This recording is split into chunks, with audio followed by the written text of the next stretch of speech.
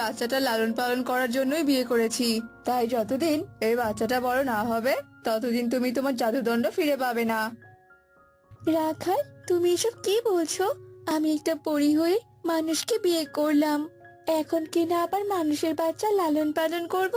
তুমি আমাকে দিয়ে কেন এমনটা করাচ্ছো? সেটা না হয় তুমি সময় হলেই বুঝতে পারবে। এখন চুপচাপ আমার সব কথা মেনে নাও, এতেই তোমার মঙ্গল হবে।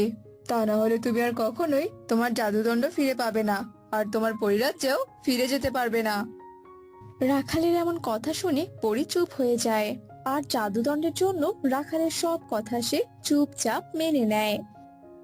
আর রাখালের কথা মতো ছোট্ট বাচ্চাটার দায়িত্ব নেয়। দেখতে দেখতে 7 বছর কেটে যায়। মা, ও মা, বাবা কখন ফিরবে গো মা? আমি যে বাবাকে বলেছিলাম আমার জন্য জিলাপি আনতে। বাবা